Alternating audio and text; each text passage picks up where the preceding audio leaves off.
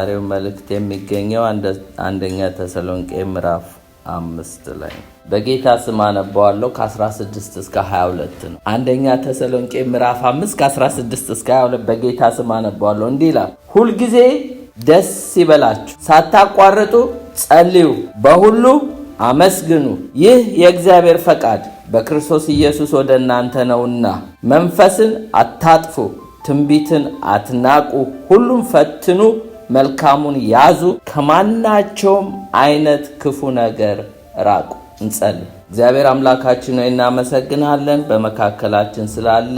አሁን ደግሞ በቃል ፍጹም ግልጽ ሆነ ትናገረን ዘንድ እነሆ ጌታዊ ኮንፊውዥን ውስጥ ከገባንበት ታወጣን ዘንድ ግራ ከሚያጋባን ነገር ሁሉ ትጠብቀን ዘንድ ቃል በፍጹም ግልጽነት ይመጣልን ዘንድ እኔም ባሪያ በፍጹም ግልጽነት መናገር እንድችል ትረዳኝ ዘንድ የሚሰሙ ሁሉ ቃል ከጸጋ ጋር እንዲመጣላቸው ጸለይኩ። ቀሪውን ጊዜ ተረከበን በኢየሱስ ስም አሜን። የስብከቴ ርዕስ የእግዚአብሔር ፈቃድ በክርስቶስ ኢየሱስ ለእናንተ ይህ ነውና የሚል ነው። This is God's will for you in Christ Jesus የሚል ነው። የእግዚአብሔር ፈቃድ በክርስቶስ ኢየሱስ ወደ እናንተ ነውና።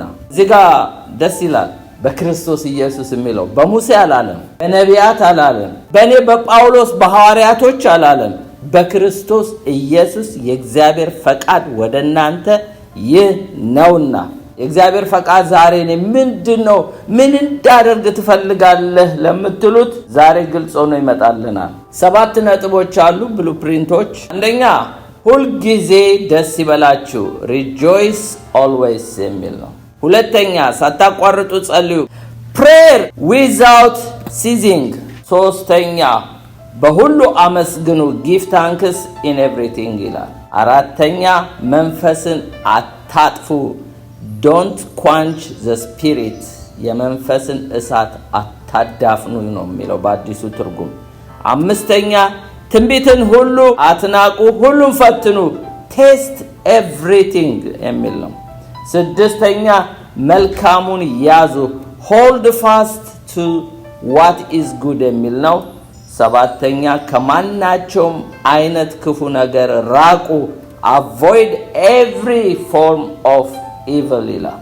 እዚህ ጋር አንድ ነገር እንድናስተውል ፈልጋለሁ። ሁልጊዜ ደስ ይበላችሁ የሚለው የዴይሊ ላይፍ የሚያሳይ፣ ሳታቋርጡ ጸልዩ የሚለው የዴይሊ ላይፍ የሚያሳይ ነው።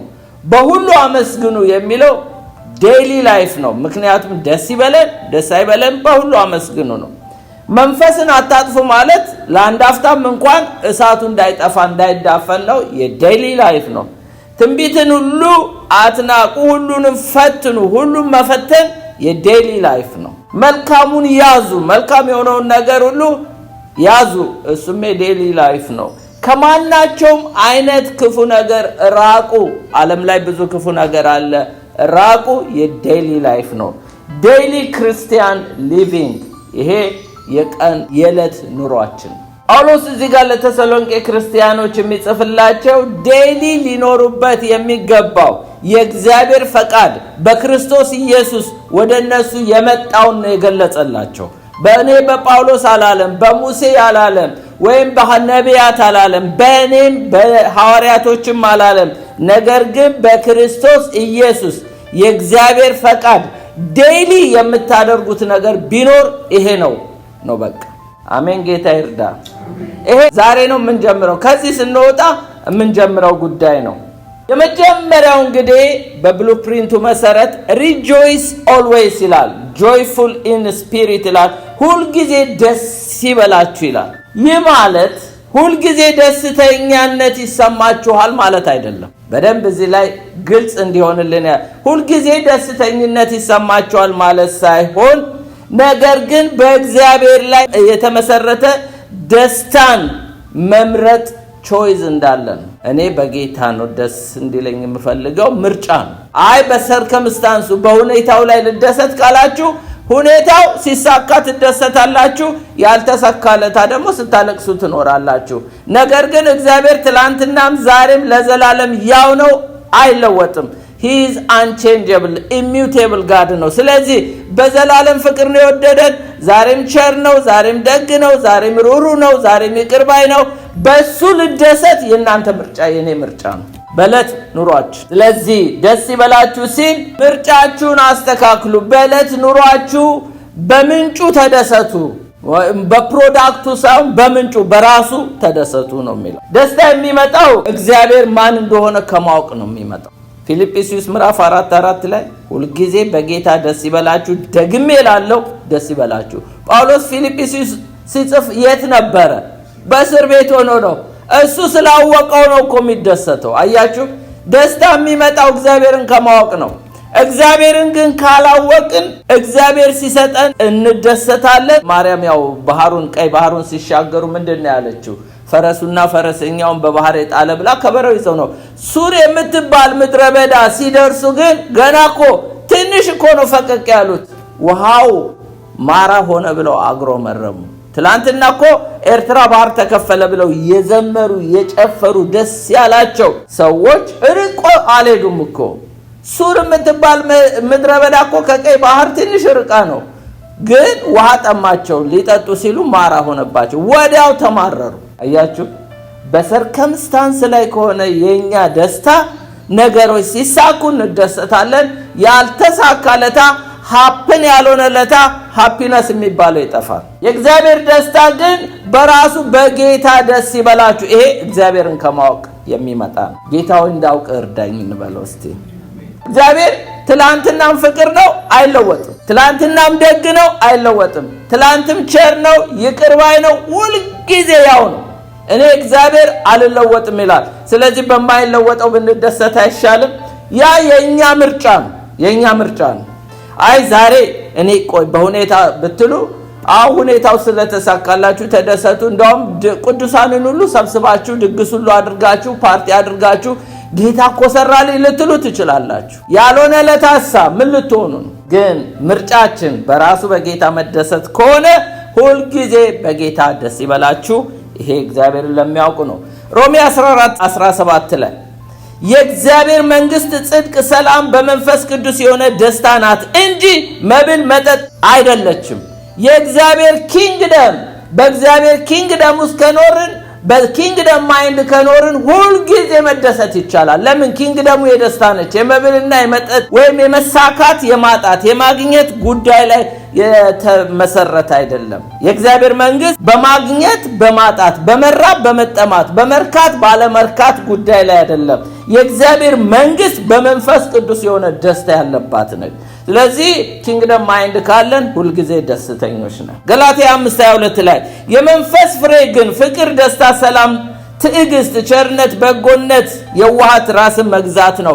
የመንፈስ ቅዱስ ደስታ አንዱ ከመንፈስ ቅዱስ ፍሬ የሚመጣ ነው። ስለዚህ ሁሌ በጌታ ከተደሰታችሁ እነ ጳውሎስ ፍሬ እንዳላቸው ምንም አይጠረጠርም።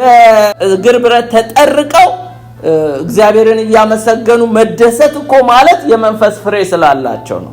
በመንፈስ ቅዱስ ስጦታ መደሰት አንድ ነገር ነው አይደለ? ግን በመንፈስ ፍሬ ደግሞ እየተገረፉ እየተቀጠቀጡ እየታሰሩ መደሰት እሱ የመንፈስ ፍሬ ነው። እነ ጳውሎስ በዚህ ነው የተደሰቱት። ዮሐንስ 15:11 ላይ ደስታዬ በእናንተ እንዲሆን ደስታችሁም እንዲፈጸም ይህን ነግሬያቸዋለሁ ብሏል ጌታ። እንግዲህ ደስታችን እንዲፈጸም ጌታ ነግሮናል። የኛ ልምምድ ነው እንግዲህ ጌታ ሆይ ዛሬ ስወጣ በሁኔታዎች በሰርከምስታንስ በሚሆነው በማይሆነው ነገር ሳይሆን በአንተ በራሱ በጌታ መደሰት እንድችል እርዳኝ በሉት። መንፈስ ቅዱስ አንዱ የመጣው ሊያግዘን ነው። ይርዳኝ። እኔ ለራሴም ነፍስ ነው መሰብካት።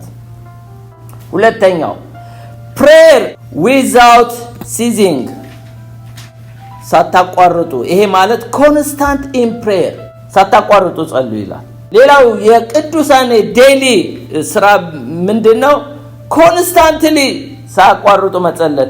ያለ ማቋረጥ ማውራት ማለት አይደለም። እንደ ሃይማኖተኞች ማነብነብ ማለት አይደለም። ሳታቋርጡ ጸልዩ ተብሏል ተብለን እሱም አዛብም እንደሱ ማነብነብ ማለት አይደለም። እንደሱ አይደለም። ይህ ከእግዚአብሔር ጋር የማያቋርጥ ግንኙነት ያለው ያኗኗር ዘይቤ ነው። ነህምያ ጠጅ እያሳለፈ ከእግዚአብሔር ጋር ህብረት ነበረው። ዳንኤል በጉርጓድ ውስጥ ሆኖ ከእግዚአብሔር ጋር ህብረት ነበረው። በአንበሳ ጉርጓድ ውስጥ ሆኖ ዮሴፍ ባርነት ውስጥ ሆኖ ከእግዚአብሔር ጋር ህብረት ነበረው። እነ ሙሴ በምድረ በዳ ሆነው ከእግዚአብሔር ጋር ህብረት ነበራቸው። ያ ከእግዚአብሔር ጋር ያለን ኢንቲሜሲ ነው።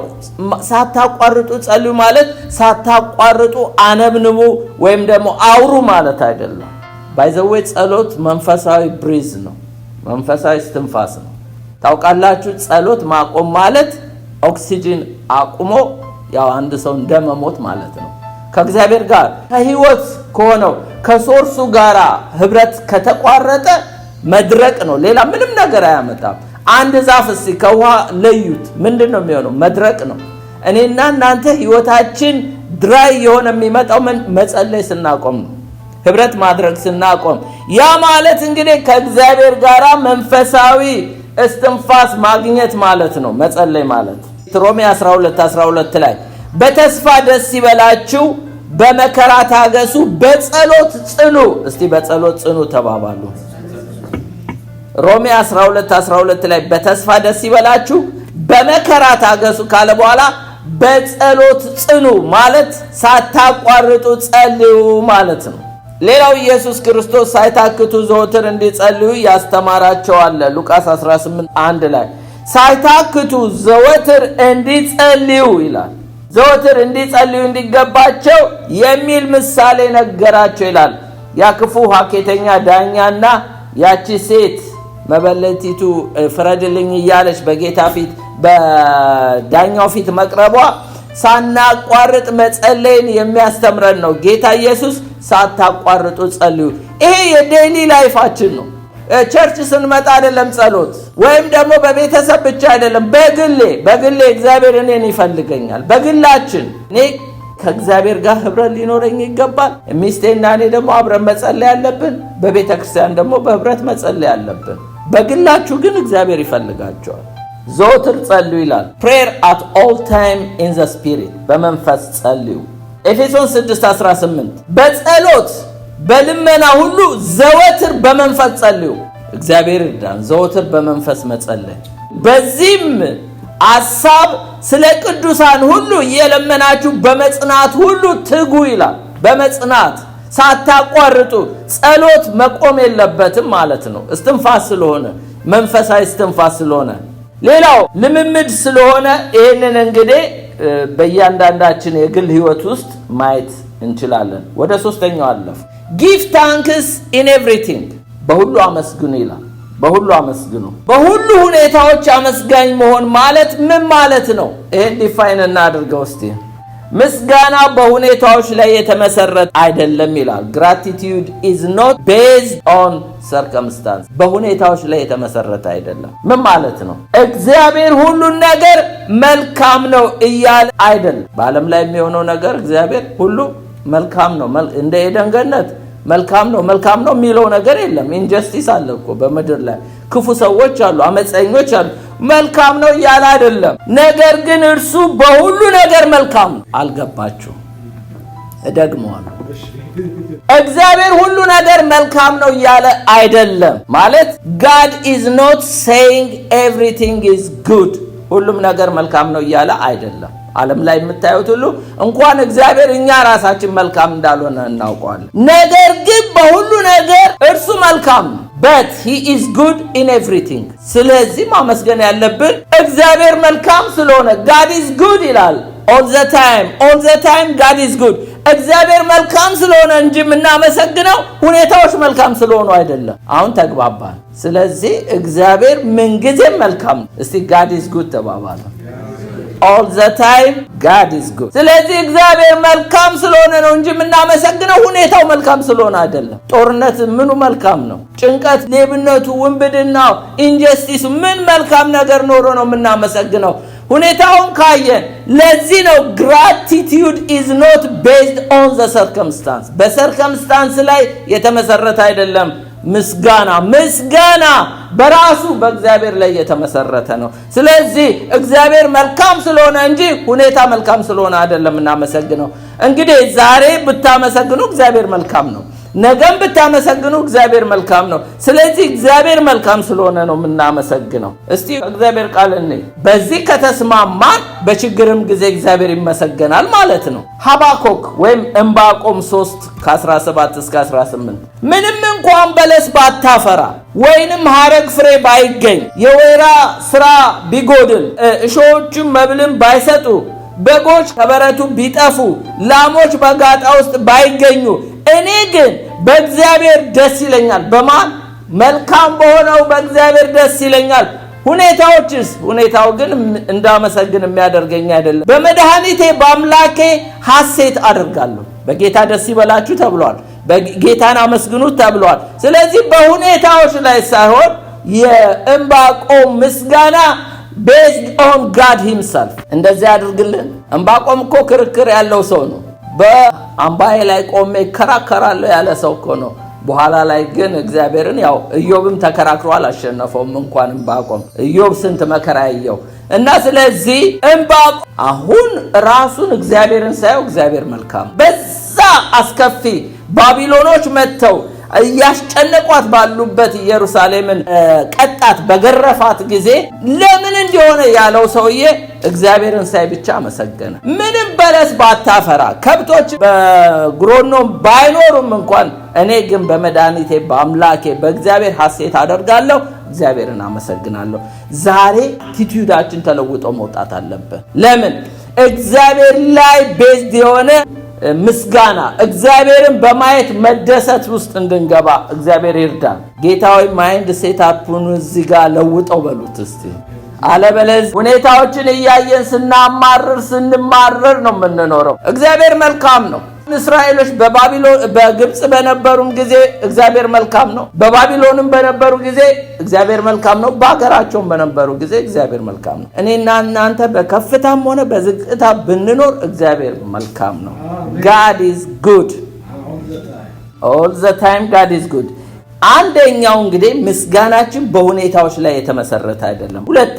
ሁለተኛው ነጥብ ማመስገን የእምነት ተግባር ነው። Thankfulness is an act of faith ማለት የእምነት ተግባር ነው። በአስቸጋሪ ጊዜያት ማመስገን ማለት እግዚአብሔርን ከመጋረጃው ከትዕይንቱ ጀርባ ማየት መቻል ማለት ነው። አልገባችሁም? እደግመዋለሁ። ሁኔታዎችን ስታዩት የምታመሰግኑ አይደለም። ግን ማመስገን ከቻላችሁ ታውቃላችሁ ከሁኔታው ባሻገር እግዚአብሔርን እያያችሁት ነው። ስለዚህ ማመስገን የእምነት ተግባር ነው ማለት እግዚአብሔር ለበጎ ያደርገዋል እያላችሁ ነው። ሮሜ 8:28 ላይ እግዚአብሔርን ለሚወዱ እንደ ሐሳቡ ለተጠሩ ነገር ሁሉ ለበጎ እንዲደረግ እናውቃለን ይላል። God works all things together for good ይላል። ለመልካም ነገር እንደሚጠቀም የማየት አቅም አለን ማለት ነው። እግዚአብሔርን ማመስገን ከቻለ እግዚአብሔር ከነገሮች ሁኔታ ባሻገር ማየት እንድንችል ይርዳን። እስቲ ሶስተኛው ማመስገን የተለወጠ ልብን ያሳያል።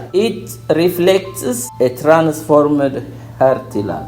የምስጋና መንፈስ የሚያመጣው ክርስቶስን ከማማከል ወይም ማዕከላዊ ከማድረግ ህይወት ነው። ክርስቶስን ያማከለ ህይወት ነው ምስጋናን የሚያመጣው። ቆላስይስ 3:17 ላይ እግዚአብሔር አብን በእርሱ እያመሰገናችሁ በማን? በክርስቶስ እያመሰገናችሁ በቃል ቢሆን ወይም በስራ የምታደርጉትን ሁሉ በጌታ በኢየሱስ ስም አድርጉ ይላል። በማን አድርጉት ይላል? በጌታ በኢየሱስ ስም።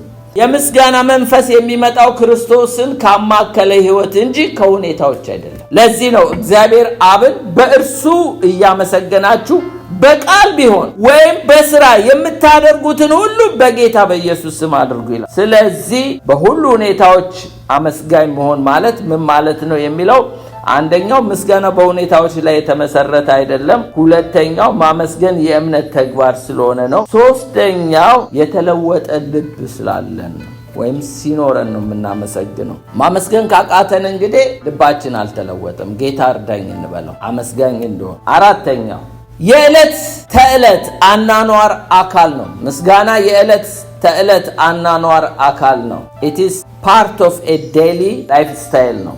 ምስጋና አልፎ የሚደረግ ሳይሆን ቀጣይነት ያለው ህይወት ነው። ኤፌሶን ምዕራፍ 5:20 ላይ እንዲህ ይላል፣ ሁልጊዜ ስለ ሁሉ በጌታችን በኢየሱስ ክርስቶስ ስም አምላካችንን አባታችንን ስለ ሁሉ አመስግኑ ይላል። ስለ ሁሉ give thanks always for everything ለሁሉም ነገር እግዚአብሔርን አመስግኑ ይላል። ለሁሉም ሳይሆን በሁሉም አመስግኑ ነው የሚለው። ምን ማለት ነው? ለሳሩም ለቅጠሉም ሳይሆን በሁሉ ነገር ውስጥ ግን እግዚአብሔርን በማየት እንድናመሰግን ነው። ለሁሉም ሳይሆን በሁሉም ነገር እግዚአብሔርን ማመስገን ነው። give thanks always not for everything but in everything። ምስጋና ትኩረታችንን ከችግሮች ወደ እግዚአብሔር መገኘት ይለውጣል። ችግሮቻችንን ከማየት ችግሮቻችን ላይ ፎከስ ከማድረግ ይልቅ ምስጋና ወደ ማን ፎከስ እንድናደርግ ያደርጋል? ወደ እግዚአብሔር ሕልውና እንድናደርግ ያደርጋል። የሚያመሰግኑ ሰዎች አሁን ጳውሎስና ሲላስን ብትመለከቷቸው ትኩረታቸው መከራቸው ላይ ቢሆን ኖሮ የእስር ቤቱ መሰረት ባልተናጋ፣ ግን ትኩረታቸው ከችግሮቻቸው ይልቅ እግዚአብሔርን ሲያመሰግኑ የእግዚአብሔር ፕሬዘንስ መጣ፣ የእግዚአብሔር ሕልውና።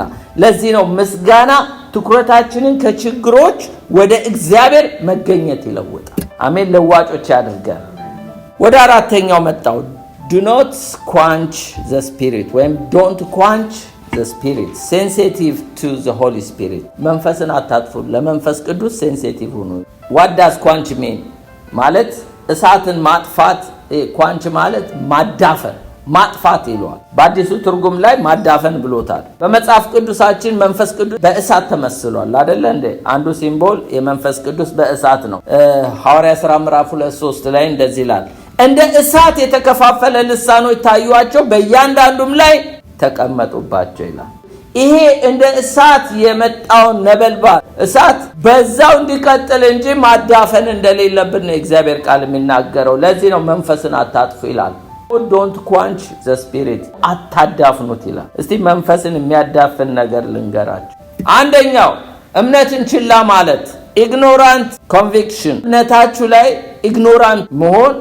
እምነትን ችላ ስትሉ ምን ይሆናል? መንፈስን ማጥፋት ይመጣል። የማያቋርጥ አለመታዘዝ፣ persistence disobedience ይሏል። ሳናቋርጥ ማንታዘዝ ልግመኛ ከሆነን መንፈስ ቅዱስ እናሳዝነዋል። ሌላው አለማመን ወይም ጥርጣሬ፣ unbelief or doubt። ስለዚህ አለማመን መንፈስን ያጠፋል። እነዚህ የሚያዳፍኑ ናቸው። አለማመን የእስራኤል ሕዝቦች ደመናው ሲመራቸው በመጨረሻ ምንድን የሆኑት? ያው መንፈስ ጠላት ሆነባቸው ይላል የእግዚአብሔር ቃል። ያው ይመራቸው የነበረው መንፈስ ጠላት ሆነባቸው ይላል። ሌላው ጸሎትንና የእግዚአብሔርን ቃል ችላ ማለት፣ neglecting prayer and God's word። የእግዚአብሔርን ቃል ኢግኖር ማድረግ ይሄ መንፈስን ያዳፍናል። ምክንያቱም እነሱ ናቸው በእኛ ውስጥ የሚቀሰቅሱ። ሌላው መንፈሳዊ እውነትን አለመቀበል፣ አንዳንዴ የእግዚአብሔርን መንፈሳዊ ትሩዝ አለመቀበል። አንዳንድ ሰዎች እንደ ስሜታቸው ካልመጣችሁላቸው የእግዚአብሔርን እውነት ስትነግሯቸው ጆሮአቸውን ያሳክካቸዋል። ስለዚህ ለነሱ እንደምቾቶቻቸው የሆኑ አስተማሪዎችን ይፈልጋሉ። ለምን? የእግዚአብሔርን እውነት ስለማይቀበሉ። እነዚህ ሰዎች መንፈስን ያጠፋሉ። ስለዚህ ሪጀክት ስፒሪቹዋል ትሩዝን፣ ይሄም መንፈስን ያጠፋል። ሌላው የእርሱን አመራር ችላ ስንል ወይም ስንቃወም እናጠፋዋለን። በመንፈስ ተመሩ ተብለናል። የእግዚአብሔር ልጆች በመንፈስ ይመራሉ ይላል። እርሱ እንግዲህ መንፈስ ቅዱስ በመጣ ጊዜ ሁሉን ያስተምራቸዋል፣ ይመራቸዋል፣ ይወቅሳቸዋል ተብለናል። እሱን ኢግኖር ማድረግ መንፈስን ማጥፋት ነው። መንፈስን አታጥፉ ማለት በሌላ ቋንቋ የመንፈስ ቅዱስን ተጽዕኖ በልባችን ላይ የሚመጣውን የመንፈስ ቅዱስን ተጽዕኖ አለማጥፋት ማለት ነው። በመንፈስ ስንመራ እኮ በመንፈስ ቅዱስ ስር ተጽዕኖ ስር ነው የምንሆነው። ግን የመንፈስ ቅዱስን ተጽዕኖ አልፈልግም ብለን በራሳችን አይምሮ መሄድ ስንጀምር፣ እንደ ፈቃዳችን መሄድ ስንጀምር መንፈስ ቅዱስን እናጠፋለን። ግን በመንፈስ ቅዱስ ተጽዕኖ ውስጥ ስንሆን ግን ብዙ ነገሮች ይሆኑልናል። በመንፈስ ቅዱስ ተጽዕኖ ውስጥ እንግዲህ ለመሆን ከፈለግን ማድመጥና በፍጥነት ምላሽ መስጠት ያስፈልጋል። መንፈስ ሲወቅሰን፣ ሲመራን ወይም ደግሞ መንፈስ ቅዱስ እውነትን ሲገልጥልን ለዛ እውነት መታዘዝ አለብን። ለምሳሌ ልስጣችሁ። ሐዋርያ ሥራ ምዕራፍ 24:5 ላይ እርሱም ስለ ፊልኪስ የተባለውን ሰው ታውቁታላችሁ ባለፈው ስንማር። እሱም ስለ ጽድቅ ራስን ስለ መግዛት ስለሚመጣው ኩነኔ ሲናገር ሳለ ማን? ሐዋርያው ጳውሎስ በመንፈስ ሆኖ ለፊልኪስ ሲነግረው ፊልኪስ ፈርቶ ይላል አሁንስ ሂድ በተመቸኝ ጊዜ ልክ ያስጠራሃለሁ ብሎ መለሰለት ይላል። ያ ማለት ምንድነው? ለመንፈስ ቅዱስ ምላሽ አለመስጠት፣ ሪስፖንድ አለማለት። አንዳንዴ እኛንም መጥቶ መንፈስ ቅዱስ ይወቅሰናል። ሲወቅሰን መንፈስ ቅዱስ ምላሽ አለመስጠት። ሌላው ለመንፈስ ቅዱስ ደንዳና መሆን። ዕብራውያን ምን ይሏል? ዕብራውያን 3:15 ላይ እየተባለ ዛሬ ድምፁን ብትሰሙ በማስመረር እንደሆነ ልባችሁን እልከኛ አታድርጉ። በማስመረር የሚለው እኮ ማንን ነው መሰላችሁ? መንፈስ ቅዱስን አታስመረሩ ይላል። ስለዚህ በማስመረር እንደሆነ ልባችሁን እልከኛ አታድርጉ። እስራኤሎች መንፈስ ቅዱስን አስመረረው። መንፈስ ቅዱስን ስናስመርረው ከመንፈስ ቅዱስ ተጽዕኖ ውስጥ እንወጣለን። ያን ጊዜ መንፈስ ቅዱስ ያዝናል፣ ግሪቭ ያደርጋል እና ኳንች ይሆናል። ሌላው የእግዚአብሔርን ቃል መታዘዝ። በመንፈስ ቅዱስ ተጽዕኖ ስር ለመሆን የእግዚአብሔርን ቃል መታዘዝ ጥሩ ነው። መንፈስ ቅዱስ ያው እንግዲህ ከመጽሐፍ ቅዱስ ጋራ ነው የሚሰራው አይደለ እንዴ? ብቻውን አይሰራም። ከመንፈስ ቅዱስ ከቃሉ ጋር ነው። ዮሐንስ ወንጌል 14:26 ላይ እንደዚህ ይላል፣ አብ በስሜ የሚልከው ግን መንፈስ ቅዱስ የሆነው አጽናኝ እሱ ሁሉን ያስተምራቸዋል፣ እኔ ነገርኳችሁን ሁሉ ያሳስባቸዋል ይላል። ስለዚህ ያስተማረን ኢየሱስ በመጽሐፍ ቅዱስ ላይ ያለ መንፈስ ቅዱስን መስማት ማለት የእግዚአብሔርን ቃል ኢንዳይሬክት መስማት ማለት ነው። ሌላው ለቤዛ ቀን የታተማችሁበትን ቅዱሱን መንፈስ አታጥፉ፣ አታሳዝኑ ይላልና መንፈስ ቅዱስ ሴንሲቲቭ ነው። ባይ ዘ ዌይ ሴንሲቲቭ ነው። ስለዚህ በመንፈስ ቅዱስ ልምምድ ውስጥ ዲፕ ስትገቡ ነው ያ የሚገባችሁ። ይሄ በትምህርት የሚገባን አይደለም፣ ፕራክቲካሊ ስንገባው ነው የሚገባ። መንፈስ ቅዱስ ጉባኤ ውስጥ ለመስራት እየፈለገ ስጋዊነት ሲከለክለው እናያለን። በመንፈስ የሆኑ ሰዎች ስጋዊ ሰዎች አላሰራት ሲሏቸው መንፈሳቸው በውስጥ አዝኖ በቃ የመጣላቸውን ሁሉ መልእክት ማስተላለፍ ሲያቅታቸው። ስለዚህ መንፈስ ቅዱስ በጣም ሴንሲቲቭ ነው። ስለዚህ ለቤዛ ቀን የታተማችሁበትን ቅዱሱን የእግዚአብሔርን መንፈስ አታሳዝኑ ይላል። አቮይዲንግ ሲን። ሌላው የጸሎት ህይወት መጠበቅ። በጸሎት ህይወትን መጠበቅ በመንፈስ ቅዱስ ተጽዕኖ ውስጥ እንድንሆን ያደርገናል። ይሄ ገላትያ 5:16 ላይ ነገር ግን እላለሁ በመንፈስ ተመላለሱ የሥጋ ምኞት ከቶ አትፈጽሙ ይላል። በመንፈስ ተመላለሱ ይላል። ወደ አምስተኛው መጣው። ቴስት ኤቭሪቲንግ ዲሰርንመንት የሚለው ነው። ይሄ ትንቢትን ሁሉ ፈትኑ ይላል፣ አትናቁ ይላል። እንግዲህ ትእዛዝ ሁሉ ነገርን ፈትኑ ይለናል እና መፈተን ማለት መመርመር ማለት ነው፣ ማረጋገጥ ወይም ደግሞ መገምገም ማለት። ቴስት ሚንስ ኤግዛማይን ፕሩቭ ማድረግና ኢቫሉዌት ማድረግ ነው። መፈተን የሚለውን ቃል እናያለን። ምንድነው የሚፈተነው? ትምህርቶች ይፈተናሉ፣ ትንቢቶች ይፈተናሉ፣ ወይም ደግሞ መንፈሳዊ ልምምዶች ይፈተናሉ።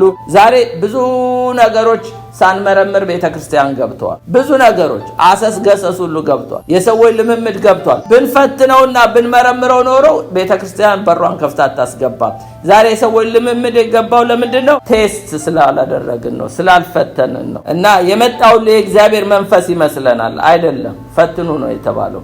ይሄ የዴይሊ ላይፋችን ነው። ስለዚህ ቴስት ስናደርግ እንግዲህ ማስተዋል ከእግዚአብሔር ነው። ለመመርመር ማስተዋል ያስፈልጋል እና discernment comes from God። ዕብራውያን 5:14 እንዲላል ጠንካራ ምግብ ግን መልካሙንና ክፉን ለመለየት በራሳቸው የለመደ ልቦና ላላቸው ለፍጹማን ሰዎች ነው ይላል። ማቹርድ ለሆኑ ሰዎች ነው የከበረውን ከተዋረደ መለየት የሚችሉ። ስለዚህ ሕፃናቶች ይህንን አይለዩትም። ነገር ግን ጠንካራ ምግብ ሶሊድ ፉድ መብላት የጀመሩ ሰዎች ግን መልካሙን ከክፉ መለየት ይችላሉ እና ይሄንን እንድንለይ ያስተምረናል። ሌላው ፊልጵስዩስ 1:9-11 ለእግዚአብሔር ክብር ምስጋና ከኢየሱስ ክርስቶስ የሚገኝ የጽድቅ ፍሬ ሞልቶባችሁ ለክርስቶስ ቀን ተዘጋጅታችሁ ቅኖችና አለነውር እንዲሆኑ የሚሻለውን ነገር ፈትናችሁ ትወዱ ዘንድ ይላል። የሚሻለውን ነገር ፈትናችሁ ትወዱ ዘንድ ፍቅራችሁ በእውቀትና በማስተዋል ሁሉ ከፊት ይልቅ እያደገ እንዲበዛ ይህንን እጸልያለሁ ይላል። ስለዚህ ስንፈትሽ ኢቭን ፍቅር እንኳን ከእውነት ጋር መሆን አለበት። ያዕቆብ 1:5 ላይ ከናንተ ግን ማንም ጥበብ ቢጎለው ሳይነቅፍ በልግስና የሚሰጠውን እግዚአብሔርን ይለምን ይላል። ስለዚህ ማስተዋል ዲሰርን የምናደርግበት ነገር የሚገኘው ከእግዚአብሔር ነው። አሁን ፊልተሩን የምታጠሩበትን ነገሮች ልንገራችሁ። ምንድነው የምፈትንበት መሳሪያ ብላችሁ ብትሉ አንድ ነገር ከክፉ ከደጉ መለያው ዩዝ ዚስ ፊልተርስ ይላል። እነዚህን ማጣሪያዎች ተጠቀሙ። አንደኛ መጽሐፍ ቅዱስ ማጣሪያ ነው። ምን ይላል ሐዋርያት ሥራ 17:11 ላይ እነዚህ በተሰሎንቄ ከሚኖሩ ይልቅ ልበሰፊዎች ነበሩ፣ ነገሩ ግን እንደዚህ ሆንን ብለው ዕለት መጻሕፍትን እየመረመሩ ቃሉን በሙሉ ፈቃድ ተቀበሉ ይላል። ከተሰሎንቄ ይልቅ የቤሪያ ሰዎች ልበሰፊዎች ስለነበሩ የእግዚአብሔርን ቃል ይመረምሩ ነበር፣ ይፈትኑ ነበር። ነገሮችን ምን ፈትንበት አንዱ የእግዚአብሔር ቃል ነው። ሁለተኛ ኢየሱስ ራሱ አንደኛ ዮሐንስ ምዕራፍ 1:1-3 እንዲላል ወዳጆች ሆይ መንፈስን ሁሉ አትመኑ ይላል፣ ነገር ግን መናፍስት ከእግዚአብሔር ሆነው እንደሆነ መርምሩ ይላል። እንዴት እንመርምር? ብዙ ሐሰተኛ ነቢያቶች ወደ ዓለም መጥተዋልና የእግዚአብሔር መንፈስን በዚህ ታውቃላችሁ። ኢየሱስ ክርስቶስ በሥጋ እንደመጣ የሚታመን መንፈስ ሁሉ ከእግዚአብሔር። ኢየሱስ በሥጋ መጣ ብላችሁ ካመናችሁ እሱ ከእግዚአብሔር ነው። መመርመሪያችሁ ኢየሱስ ነው። ለምን? በሥጋ መጥቷልና። ኢየሱስ ክርስቶስ በሥጋ እንደመጣ የማይታመን መንፈስ ሁሉ ግን ከእግዚአብሔር አይደለም። ይሄን ክፉን ከደጉ እንግዲህ አንታይክራይስቱን ከክርስቶስ የምትለዩት በዚህ ነው። ይህ የክርስቶስ ተቃዋሚ መንፈስ ነው። ይህ እንዲመጣ ሰምታችኋል፣ አሁንም እንኳን በዓለም አለ ይላል። ስለዚህ አንዱ የእግዚአብሔር ቃል ነው፣ አንዱ ራሱ ኢየሱስ ነው። ሶስተኛው ፍሩት ማርቆስ 7:16 ከፍሬያቸው ታውቋቸዋላችሁ። ከሾህ ወይ ክሩንችት በለስ ይለቀማልን? ከፍሬያቸው ይታወቃሉ። ሌላው በመንፈስ ቅዱስ ምስክርነት ይታወቃል። አራተኛው በመንፈስ ቅዱስ ምስክርነት ዮሐንስ ወንጌል 16:13 ላይ ነገር ግን እሱ የእውነት መንፈስ በመጣ ጊዜ ወደ እውነት ሁሉ ይመራቸዋል፣ የሚሰማውን ሁሉ ይናገራል እንጂ ከራሱ አይናገርም፣ የሚመጣውንም ይነግራቸዋል ይላል። ስለዚህ መንፈስ ቅዱስ ይሄ ከኔ ነው፣ ይሄ ከእግዚአብሔር አይደለም ይላቸዋል፣ ዲሰርን እንድታደርጉ። ስለዚህ በዚህ መመርመር ትችላላችሁ። በማስተዋል የሚመራ አማኝ አንደኛ በማስተዋል የሚመራ አማኝ ምን ያደርጋል? ማታለልን ያስወግዳል። ማታለልን አቮይድ ዲሴፕሽን፣ ማታለልን ያስወግዳል። እንግዲህ በማስተዋል ከተመራችሁ ማታለልን ታስወግዳላችሁ። ሁለተኛ ጥበብ የተሞላ ውሳኔ ያደርጋል። በማስተዋል የሚመራ አማኝ በማስተዋል ስትመሩ ጥበብ የተሞላ ውሳኔ ያደርጋል። ሌላው መንፈሳዊ መሰረት ላይ ይቆያል። ስቴይ ስፒሪቹዋል ግራውንድድ፣ መንፈሳዊ መሰረት ላይ ይቆማል። ሌላው በእግዚአብሔር ፈቃድ ይራመዳል። አሜን። ዎክ ኢን ጋድስ ዊል፣ በእግዚአብሔር ፈቃድ ይራመዳል። ስድስተኛው ጋር መጣው፣ እየጠቀለልኩ ነው። መልካሙን ያዙ ይላል። ስድስተኛ ሆልድ ፋስት ቱ ዋት ኢዝ ጉድ፣ ወይም ደግሞ ኮሚትድ ቱ ጉድ፣ ለመልካም ነገር ኮሚትድ ሁኑ፣ መልካሙን ያዙ፣ ጸንታችሁ ቁሙ ማለት ምን ማለት ነው? ሆልድ ፋስት ይለዋል እና በጥብቅ መጣበቅን ያሳያል። ከመተው እምቢ ማለትን ያሳያል። ከባድ በሆነበትም ጊዜ እንኳን ቁርጠኝነት የሆነ ነገር ያሳያል። ስለዚህ መልካሙን ያዙ ይላል። ብዙ መልካም ነገሮችን ጥለን ማይረባ ነገር ያዝናቸውን አሁን ግን እግዚአብሔር መልካሙን ያዙ ነው የሚለን። ይሄ በየዴይሊ ላይፋችን ነው። በየዴይሊ የምንይዛቸው ነገሮች ክፉ ነገር ነው፣ መልካም ነገር ነው። ይሄ እንግዲህ የዴይሊ ላይፍ ዛሬ ምን ይዣለሁ፣ ምን ቀርቶልኛል፣ በህይወቴ ላይ ተጽዕኖ የሚያመጣብኝ ምንድን ነው? ወይስ ደግሞ ምን ክፉ ነገር ጥያለሁ በኋላ ላይ መጣልን ስለሚያመጣ ነው። በየቀኑ እንግዲህ ጽድቅን መምረጥን ያሳያል። ቹዝ ራይቸስነስ ዴይሊ። ለእውነት አምላክ ባህሪ ታማኝ መሆን ያስፈልጋል። ሌላው ክፉ የሆነውን ነገር መቃወም፣ ፈታኝም እንኳን ቢሆን መቃወም ያስፈልጋል። ቁልፍ የመጽሐፍ ቅዱስ ጥቅሶችን ላሳያችሁ። ለምሳሌ ፍቅር መልካም ነገር ነው አይደለ? ሮሜ 12:9 ላይ እንዲላል ፍቅራችሁ ያለ ግብዝነት ይሁን ይላል። ይሄ የምንይዘው ነገር ነው። ያለ ግብዝነት ክፉ ነገርን ተጸየፉ፣ ከበጎ ነገር ጋር ተባበሩ ይላል። ስለዚህ ክፉ ነገር ተጸይፋችሁ ከበጎ ነገር ጋር ተባበሩ ይላል። ሁለተኛው መልካም በማድረግ መጽናትን ያሳየናል። ይሄ መልካም በማድረግ ገላትያ 6:9 ላይ ባንዝልም በጊዜው እናጭዳለን፣ መልካም ስራ ለመስራት አትታክቱ ይላል። መልካም የሆነውን ነገር መያዝ ማለት መልካም ስራ ለመስራት አለመታከት ነው። ሶስተኛ መልካሙን በንቃት መከታተል፣ አክቲቭ ፐርሱት ኦፍ ጉድ ይላል።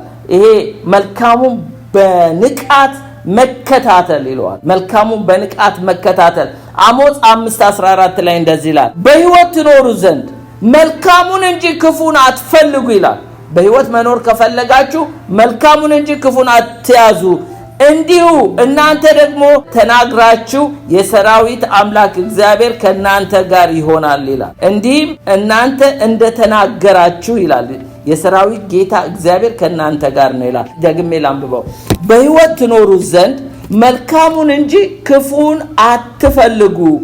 እንዲህም እናንተ እንደተናገራችሁ የሰራዊት አምላክ እግዚአብሔር ከእናንተ ጋር ይሆናል። ስለዚህ መልካሙን ስትይዙ ጌታ ከእናንተ ጋር ይሆናል ይላል። አራተኛው ክፉ ሳይሆን መልካምን መምሰል ወይም ክፉን ሳይሆን መልካሙን መምሰል፣ ኢሚቴት ጉድ የሆነውን ነገር መምሰል።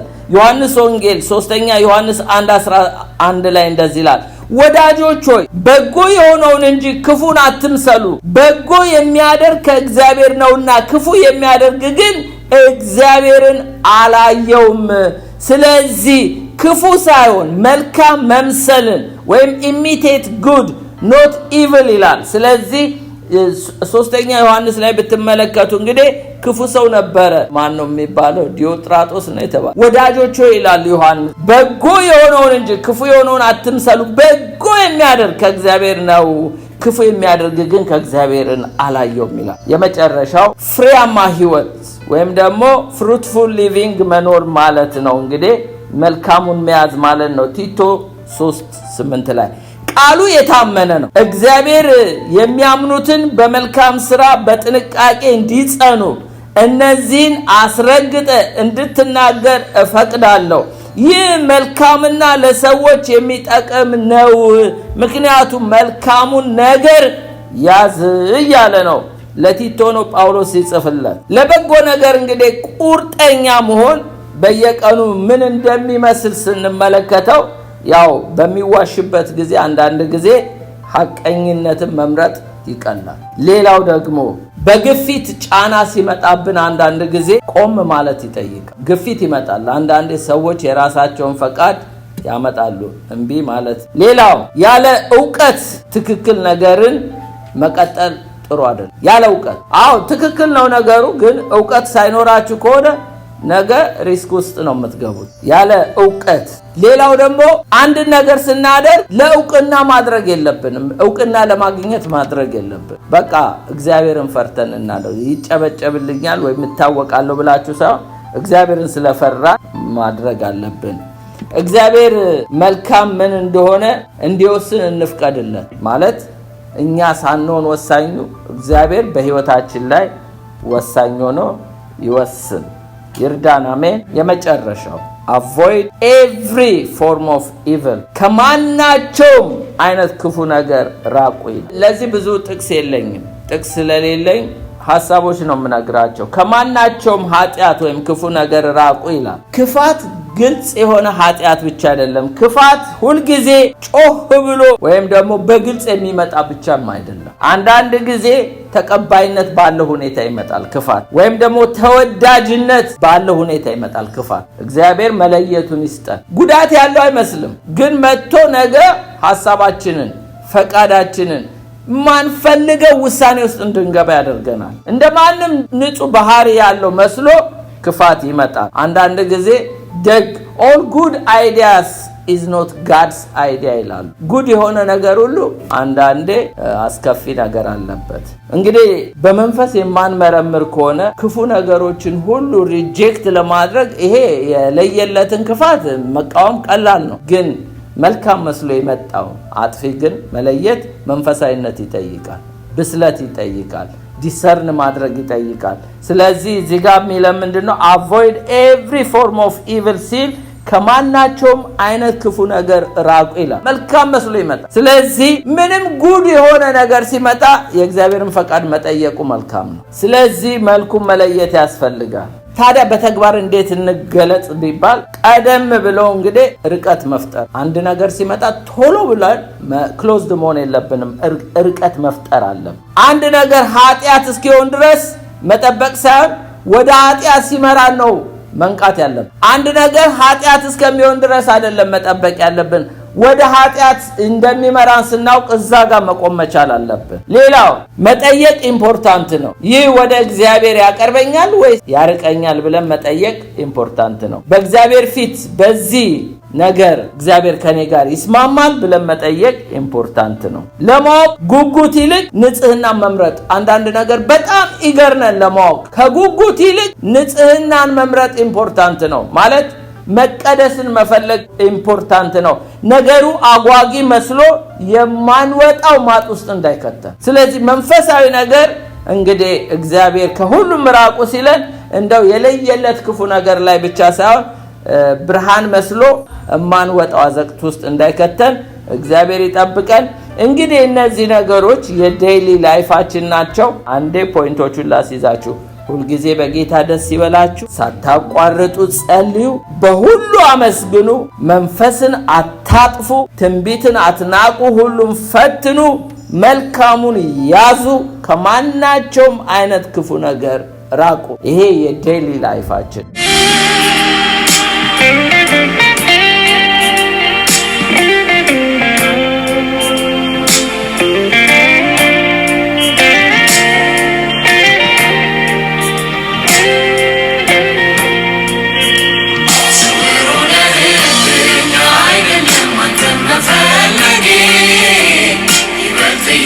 Bye.